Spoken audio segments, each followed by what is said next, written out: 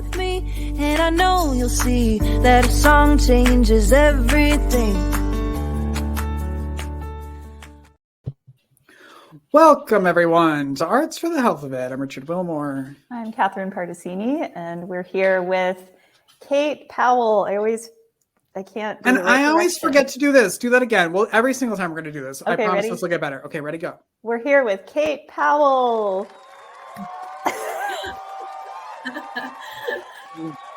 Hi, Kate. Hi. Welcome. I love the accolades at the beginning. I feel like you should do that a few more times. I'm just kidding. Oh, yeah. Every time, every like Every 3 time we minutes. say I'll her set a name. timer. Yeah. Yeah. Okay. So, Kate. This one will do. We should have been recording this before because we had a great conversation about Christmas music before we started.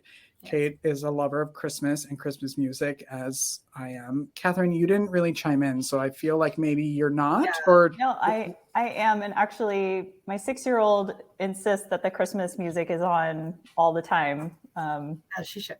Yes, so he's like the little cheery elf in our house. So he's the best. He should be a member of this team. He kind of is. Before we get into what Kate's actually here for, before we get into what Kate Oh gosh. is actually here for, it's Thanksgiving week, so I have 2 questions. Are you both listening to Christmas music yet, or when does that get turned? When does Michael, Catherine, allow it to be turned on?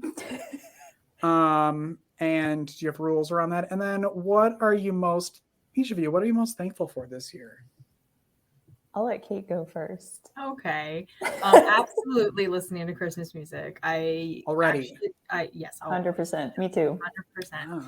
Oh. Have been listening to it since like June, and sometimes I just listen to it whenever. It's very helpful for me to calm down. Mhm. And went in hard starting October 1st, and then I am most thankful for my, like, seriously, this sounds very corny, but just my family, particularly my husband. This year we started foster parenting, and it's been a very fun, crazy, insane, awesome journey. Like, there's just no other way to describe that. And we just moved into a new house, and I just love our family. I love what we're doing, even when it's nuts. So that's what I'm most thankful for, is like, I would not trade it for anything, even when it's driving me crazy. Oh, that's how you know it's good. Yes. Yes. So same on the music. It's already happening. Wow.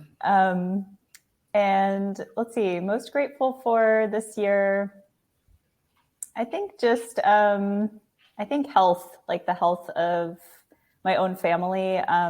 It's something we try not to take for granted. And so I'm grateful that I feel like as a family, we try to do things that are, whether it's going for a walk or anything, that we're just more attentive to that over the past year.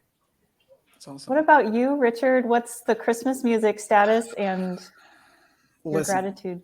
The Christmas music wouldn't stop if I make myself. It would be a year-round thing. I do it in order. It's a whole thing. But I make myself wait until the day after Thanksgiving, and then it's usually nonstop. I'm also the person who still has the CDs in my car and a little thing, and I love that. To me is part of it, right? Not just downloading music. To me, it's the CDs and all of it. So I haven't started yet, although I did drive to Wisconsin a couple weeks ago, and it was snowing, and I had to drive 4 hours in the snow and the sleet. And we turned on Christmas music then to calm me, like Kate said she does, because I was in a panic attack of I haven't driven in snow in 5 years and I don't know what I'm doing. So we put on Christmas music. It was perfect because we don't really get snow usually in Texas. So it made sense, but it stopped as soon as we were out of the car, and I haven't listened to it since, but I will start on Friday of this week, it turns out. Exciting. Yeah, and I'm thankful for growth. Personally, professionally, Hearts Need Arts growth. It's been a really fun year, and I'm excited for the future. Awesome.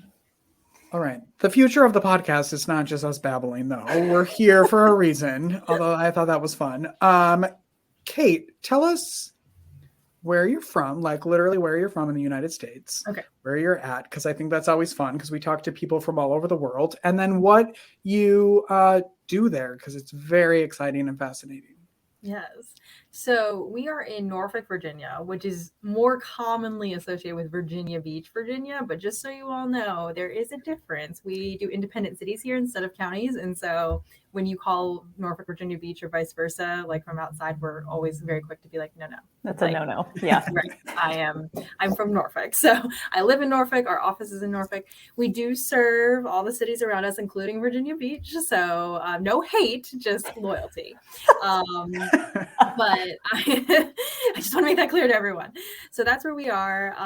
And for those who need like a visual, we're in the southeastern corner of the state, right up against the Atlantic Ocean. So we get the ocean. It's super fun here. And so what I do in this great city of mine is serve as the executive director of Tidewater Arts Outreach. And we are an agency that focuses exclusively on using arts to bring joy and healing to older and isolated adults. We added the and isolated several years ago to our mission statement to make sure that we were really capturing what we were doing. Because, those two groups of people, we're definitely going to talk more about this later, but they overlap significantly. But then there's always in the Venn diagram of things, there's outliers. And we're very much more about including more and not less. And so we definitely wanted to make sure that we added that directly into our mission and made a statement about it. So. And what kind of arts do you guys incorporate into your programming? Is it just music? Is it visual? Is it? Yeah, it's always a great question. And the answer is what can you think of? We're open to it. And so we have an artist roster of, I want to say 90-ish individuals and groups represented at this point. So yeah, a lot of artistic personnel. And we have 4 major areas: music, visual arts, performing arts, and literary arts. But within those umbrellas, huge diversity. Under literary arts, you can do poetry, oral histories, personal histories, storytelling, creative writing, all kinds of things. Visual art, I have almost every medium you can imagine, from clay to paint to, decoupage, mixed media, just anything that you could possibly think of. Resin, we're getting into now. So there's a lot of different mediums and disciplines within our roster, every genre under the sun in the music area. We go classical, we go rock, we go one-man band, we have actual bands, bluegrass. It's just it's a huge diversity of things. And so when we approach partners about doing programs, we're very much what do you want? Because we probably have it. Right. Your menu is pretty extensive. I have referred to it as a menu before. I'm here's your menu of options. And we actually limit the menu sometimes to not all of the possibilities. And I tell partners, I'm look, if I gave you every single thing we've ever done, you're not even going to read the list. You're going to get overwhelmed and you won't work with me anymore. So you need an index. Right, exactly. And then we give you a sampling and then we'll go from there. Can you talk a little bit about your partners? Are they what types of facilities are you going in? Are you doing classes on your own, or are you working exclusively with facilities? Right. So this is always a big question. And I always tell people we're a B2B business. So we're doing all programs in partnership with other organizations that are already serving older and isolated adults. Because typically it's not hard for the adults that we're focusing on to receive services. It is hard to reach them, as it were, piecemeal. And so the most efficient way we found is to work through partnership. Partners can be senior living communities, nursing and rehabilitation centers, day support centers, hospitals, shelters, libraries, city parks and rec, general community groups that are focused on seniors, a service provider for adults with disabilities, integrated behavioral health care, just whatever you can think of. So we've got municipal partners and private partners and, congregate care, just seriously, what we tell people is like, if you work with older and isolated adults, you should call us. We can probably do something.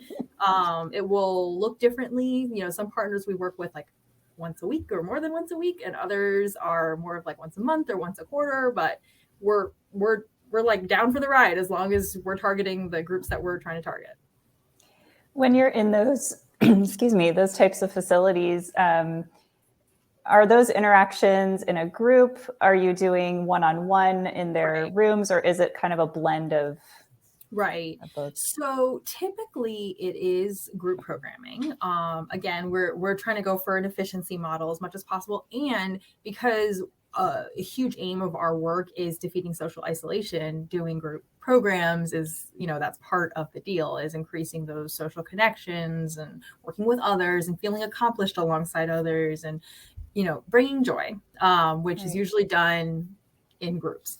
That being said, we sometimes have program models that are one-on-one, and we also don't put pressure on our partners to reach a certain like census with us. So we don't say like, oh, the only way that you can work with us is if you have a group of at least 20 or 10 or something.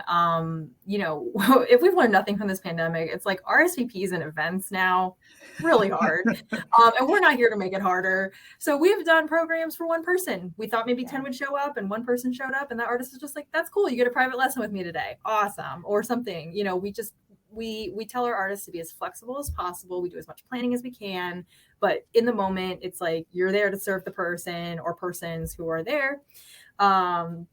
Or sometimes the program really is designed for one. So for an example, we have some partners who are hospice providers, and we've done bedside, you know, programs for one patient that was, you know, maybe imminent, as they say in hospice.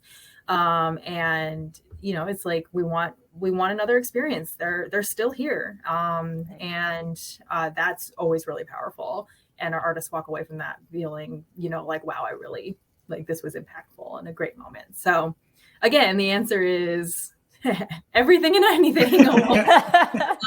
We try to be very open to the needs of our partners. So like, what are their needs? What are they looking for from a creative or an artistic experience? And then fulfill their hopes and dreams from there.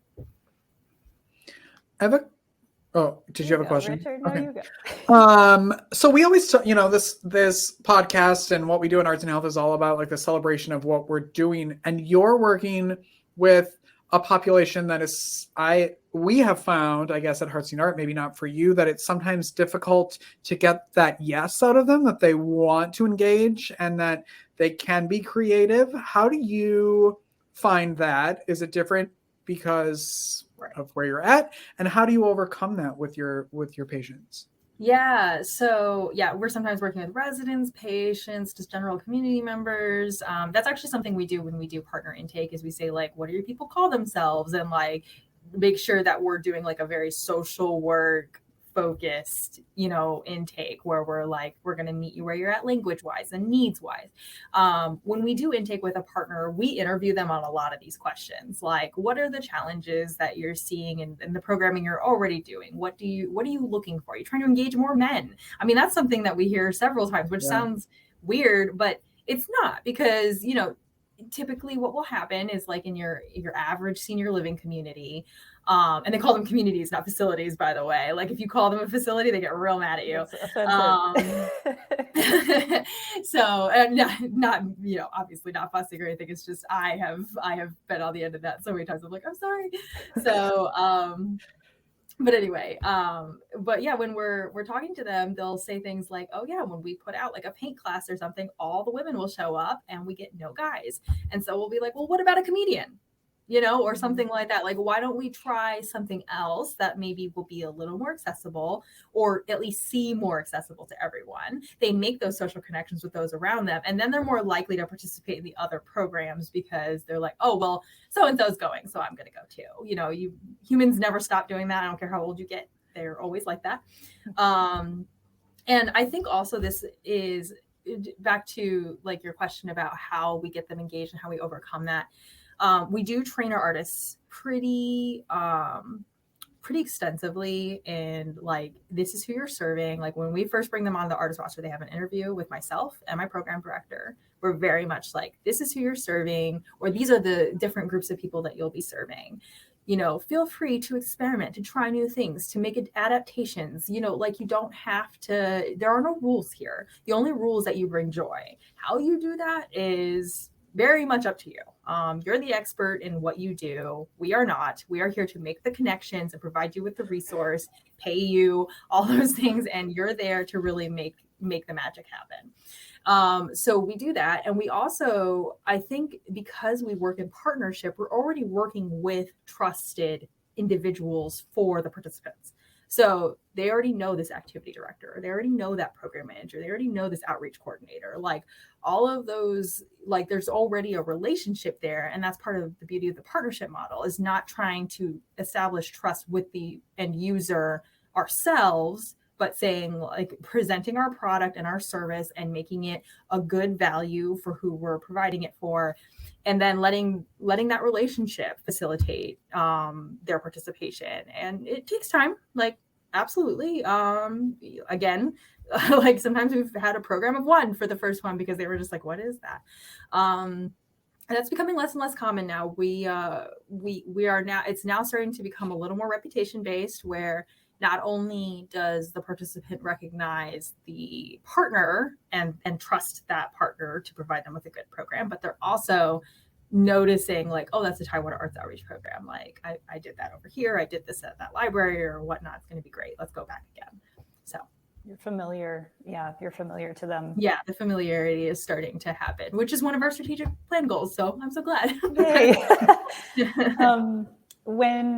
When you're developing programming, or your artists are creating programming or activities for these communities, what, like, how do you ensure that it's age appropriate, I guess? Yes. Because we've talked about this a little bit before, like the importance of not babying people, or, you know, making it age appropriate. It's a big question. And honestly, I was talking to someone about this earlier today, even. That line can be really fine sometimes. And again, when we're doing our artist interviews before they join the roster, and we also have in our artist handbook now that gets really into detail about this, we're very clear. We are here to serve adults. Even when children are present in the programs, which sometimes they are, depending on the partner and what's going on and whatnot. But even when that's the case, your focus is the adults, and the adults need to be proud of what they did at the end and feel like they really participated in something meaningful for them. And so we kind of, like, internally came up with this little catchphrase that I eventually did, like, an e-blast about. So I guess it's not internal anymore, but we say, particularly for our visual arts artists, we say frame, not fridge.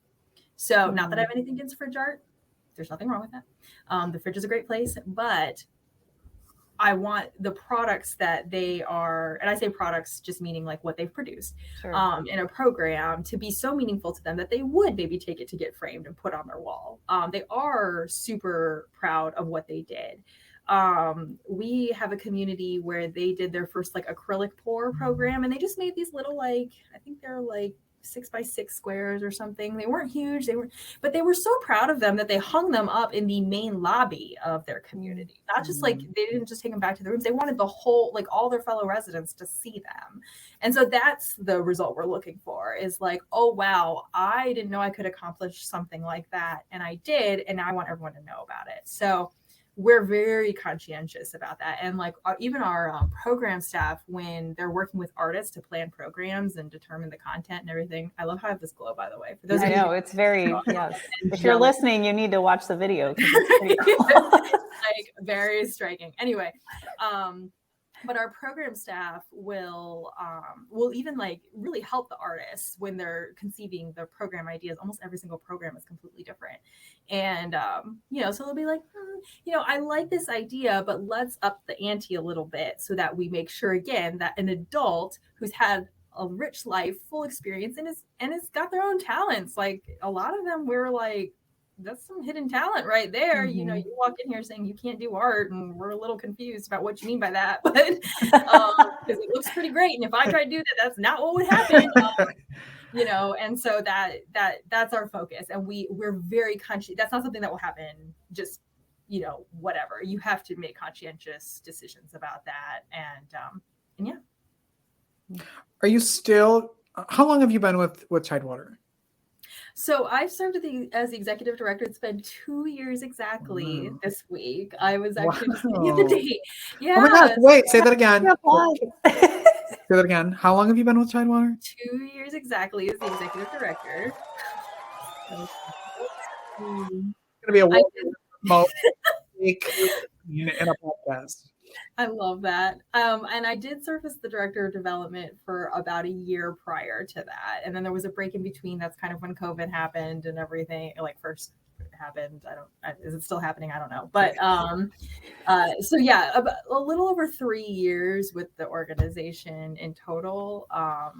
But when I took over as executive director was like December 2020, or I'm sorry, November 2020, like when it was just kind of like, all right, Perfect timing.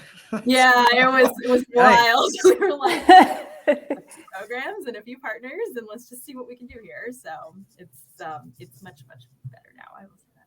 Do you still get like I still get goosebumps and I will tear up like when people make that like switch in their minds of like, oh, I am an artist. Like can you talk a little bit about that, about watching people kind of come into their creativity Oh yeah. and how that feels? So it's hard sometimes. We're doing almost 90 or we're doing over 90 programs a month right now, which is a lot. And so the staff and I always have to balance this like going to programs versus planning programs. They are not the same thing. And our region is very wide geographically. So we'd spend all of our time in the car going to programs, or we can plan the programs. Those are kind of our choices. But we try to go to them whenever we can. When I get to witness this moment, it's amazing, but I also get to read them in our artist surveys because artists are awesome at filling out their post-program surveys. And when I see something like, there's a sweet woman coming into a program, and it's a painting program, and she just came to support her friend because we find out later she has macular degeneration, and she was pretty convinced that there was just no way she was going to be participating. But as she was like seeing what the artist was doing with the other participants, she was like, well, maybe, and picks up a paintbrush and starts doing it. And the artist leads her through the whole thing. And only after she's created her masterpiece does the artist get the story of why she was, kind of hanging back at the beginning. And she just said, like, I just never thought I would be able to do this, but I love what I see here. And I feel so accomplished. And we when we measure the benefits of these programs with participants and partners, we have a list of benefits we want them to check off that they observed in the program. And the feeling accomplished and confident is the third, is in the top three. The first one is positive social interaction with others, which is great because that's our primary mission. Second one is better mood, and then the third is the confidence and accomplishment. And I think though that feeds into the other two very much. Like, I am an artist, and for some of them, they were quote unquote were artists, and they feel like that's done until they do it, and then they're like, oh, I can still do it. And then some never even tried, but now I'm here and I'm in this program. I guess I'll try it. And then they try it and they're like, wow, I didn't know I had, like I said, the hidden talent thing. I didn't know I had that inside of me. And that's always a wonderful moment to see someone just realize like, hey, it's not over. And that's going back to like when you were talking about like how we serve adults, we hammer this home. It's a very conscious effort of like, these people are still alive. They're still contributing to life on this earth. We are not going to treat them like, okay, your time is done, you're on the shelf. All of that, none of that is welcome here. This is a very welcoming organization and mission, but those are a couple things that are just not welcome. And we don't want any of that juju. We want we're here to celebrate everybody's talent and individuality and what they can still do. So that's what we're aiming for. What would you say to people who, I guess I have like two questions, because I think there's probably a lot of people that, whether they're caregivers or they have a family member that perhaps lives in one of these types of communities, and they might be thinking like, well, I'm not an artist or musician, or I'm not creative. Do you have any, I guess, tips for how people can still engage with their loved ones or a friend that they know that might be isolated. Like, how can they engage with this population of people, even if they feel like they themselves don't have some like special talent to share? Right.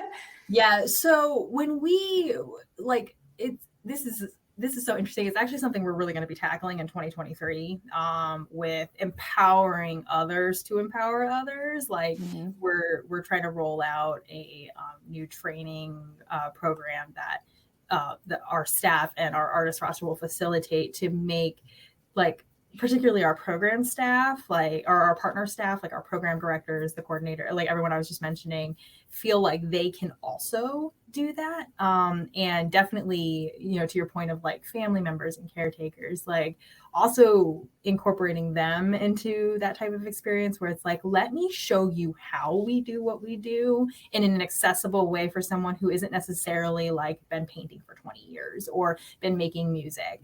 Everyone can be creative, like, and I speak as someone who got a bachelor's of music degree. Like, there's certainly professionalization in art, and I think that's great. I don't think there's anything wrong with that. But I also don't think the general population needs to be like, well, I'm not an artist, because none of us would agree with that. Like, you know, we say, like, if you make music, you're a musician. If you make art, you're an artist. And there's someone who appreciates what you're doing. Like, it's not everyone, but there's always somebody who's going to appreciate your efforts. And I think that there's so many opportunities that people have to be creative with their loved ones and those around them. And the emphasis on those experiences, like, cannot be overstated. I actually have a grandmother-in-law. I know it sounds weird, but my husband's grandmother, she just recently passed after turning 100. And she's an amazing woman. I say it in the present tense because I think she's still amazing. Was an MFA. You know, she was painting well into her 90s. Beautiful works of art. I love her stuff. She did geometric patterns, and but there were several times where Eleanor, you know, would be in rehabilitative care for just various, you know, health concerns and whatnot. And I loved visiting her and bringing these random art projects. This is well before I heard of Tidewater Arts Outreach, by the way. So once I heard of this, I knew I was home. But you know, I would bring her like these, like, we would make wreaths or something, and I would sit there with her and create. And I just didn't, not only was it like amazing, I think, for her, because she was just like sometimes bored out of her mind, like, you know, not exactly fun to convalesce. But I was also like, this is so relaxing. Like, before work, I had an evening job at that time, and like do before work and just feel very much like, oh, this is like, I could just sit here all day and do this. So ready to go do my actual job now. And I actually looked into being like a recreation therapist out of that, because I was like so inspired. But now I'm here, and this is great. And like, you know, I think I've found my home. But like the benefits to humans when they create are certainly very they can be very what's the word I'm looking for, nebulous, as far as like nailing down like the actual benefits. And I think those benefits of like your soul food and whatnot are really, really wonderful, and they can't be discounted. But for those of you who are a little more cerebral and practical, which I'm a very pragmatic human being, and so I understand that,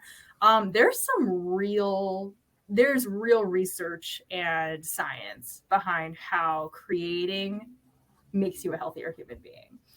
If you have a family member who is experiencing poor health, I think there's a lot that you can do to make that better by encouraging them to create with you. It doesn't replace modern medicine, but it certainly complements what we're doing medically, so that, you know, you can achieve a better outcome and at least peace. You know, I was talking about hospice earlier. Like, you know, at some point we are all going to leave this earth. Like, that's just the way it is. But you can still leave on a high note. And I think that's like the power of the arts to do all of the things that I'm just talking about. And I'll stop talking, because like I could just go on forever and the research goes on forever for those of you who are interested.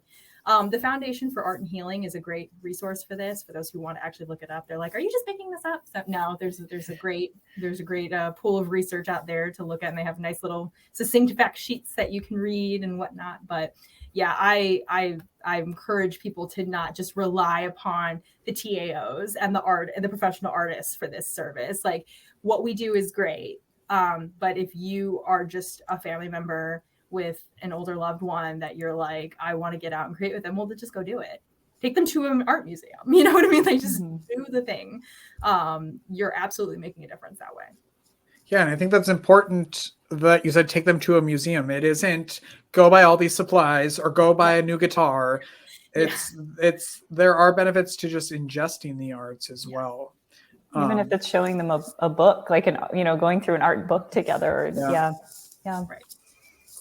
I had a question that I was super excited. This is why I need a pen to write these things down but I was getting so into what you were saying that I completely forgot what I was going to ask. But what are you excited about for the future of arts and health, or maybe of Tidewater? Like, what are you looking forward to? Well, I was referring to like the body of research that is increasing all the time, and I'm certainly excited for that to continue. I want more and more people to understand like that this is real and it's not just like voodoo or something. I also think that the pandemic, as horrible as it was, really opened everyone up to just how critical creativity and creative arts and creating as a person is to just being a human. I don't know anyone who didn't adopt something, even if it was just like, I got really good at cooking. Well, cooking is an art. As someone who loves to cook, like, that's the whole thing. They call it culinary arts for a reason. It's actually something I really hope to have in our repertoire one day. But the people who were like, I'm now decorating cupcakes all the time because that's what my boredom thing was during the pandemic. It's like, well, it wasn't boredom. It was, I no longer have a lot of the stimulus that I would have from going out and being with friends and whatever. And creating filled this hole that I had. It because not only can you experience isolation from others, I think you can experience isolation from yourself. And both of those things are extremely unhealthy. And what art does is it can address both of those things. It can address it when you're alone in a room and you're feeling really disconnected from like your own head and you don't know why. And like, you just like, you sit down, you just start writing, or you just start drawing, or you just, start beating out of whatever it is that you're doing. Like, we do this because it's actually like a human need. And then same thing for societal connection. Like, look at like any society in the world and you'll see how every single one has a method of getting together and creating, whether it's dance, artwork, music. They do it. They have some sort of system for it. Some are, sometimes it looks like a symphony. Sometimes it looks like I did this really cool folk dance when I was in Hawaii many years ago visiting grandparents, and I'm Japanese by descent, and they have something called a bone dance, which is it's a line dance is basically what it is. I mean, every culture has one, and this one is called a bone dance, and you get in a circle and you do you follow the leader and do the things, and it was super fun. And like, I didn't know anything about it before I tried it at the cultural center, and we have to do these things. It is inside of us. There is no getting away from it. Yeah, it's like we just have to accept it. Like, right. Just accept it, that it's here and that we need it, and that someone just said the other day, we're created to create. And I was like, yes. 100. That is like, yes, 100% created to create. And I think for the future, it's like, we need to really invest in this. Like I'm a very pragmatic person, and one of my primary jobs here is fundraising. And I'm constantly just telling funders, like, look, I'm going to pay my artists and I'm going to buy professional supplies. That's my standard. So, I need your support to do that. And I think it's a good investment of your funds. And many of our funders agree, which is how we've managed to sustain the growth that we've seen, which is fantastic. And I think that is the trajectory. I think, again, horrible pandemic, but there were great lessons learned out of it. I said that during the entire like height of the pandemic is I hope we don't forget how important the arts were during this. When every museum suddenly had free virtual tours, they were putting there were arts all over the internet so people could take it in, and people were just giving away their art because they knew how important it was, and I hope we don't ever forget that. Absolutely. Yeah, I hope not too. And at least while I am living, I will and breathing, I will continue to I'll be that person with like grandchildren or something going like back in my day. Yeah. Like I intend to be that person. Hopefully we can be the grandparents that are like, back in my day, I didn't have a musician in my hospital room every time I was admitted. Exactly. Yeah. Oh man, that is what we should aim for. It's like it used to be boring, and now look at you, coloring, playing drums, live music. Yeah. Right, stop complaining. How lucky are you to be in the hospital right now? Right. How fortunate are you right now? Yeah. Kate, what's the best way for people to connect with you or Tidewater Arts or learn more about what y'all are doing? Yeah, so we're pretty good at being at communicating, or at least I think we are. So we have a website, tidewaterartsoutreach.org. Also, all of our social media stuff, we're on LinkedIn, Facebook, Instagram. Our handle's at 757 Arts Outreach. We're also on Twitter. Twitter's been gotten a little weird lately, so I've been leaving that alone. That's a whole other conversation. That I would love to have with you. Yes. Can relate. When this ends recording and we have things. Like, we'll just wait a minute for that. But yeah, so we're on all the social media sites. Always happy to get just random emails from people who want to like learn more, collaborate, talk more about what's on their podcast. Yeah, exactly. Yeah, we'd love to connect with anyone. So holler at us. Great. Thank you, Catherine. Kate. Yeah. Any last words, Catherine, before we let Kate go to her? It was just so good to talk with Kate Powell today. Cue the applause. Oh, I'm so. I was agreeing. Is it going? Oh, there. There we go. Tired. It's all the afternoon, and we apparently didn't give them enough sugar before we recorded. Kate, thank you so much for hanging out with us today. Oh no, thank you for having me. It's been a delight. We appreciate you. I have so many questions about what you're doing after we're done recording. So I'm going to say goodbye, everyone. Thank you for listening and watching. Make sure you subscribe wherever you're doing that. And make sure you keep creating, okay? All right, everyone. See you next time. Bye. Thank you for listening to Arts for the Health of It. This episode is produced by Hearts Need Art, creative support for patients and caregivers, and hosted by Richard Wilmore and Catherine Particini. You can support the show and help others learn about the healing power of the arts by visiting heartsneedart.org. The views expressed on this podcast do not necessarily reflect the views of Hearts Need Art, their staff, board members, or other affiliates. All content is created for informational purposes only. This podcast is not intended to be a substitute for professional medical advice or to diagnose and treat any health condition. Always seek the advice of your physician or other qualified health professional with any questions you may have regarding a medical condition. Never disregard professional medical advice or delay in seeking because of something you've heard on this podcast.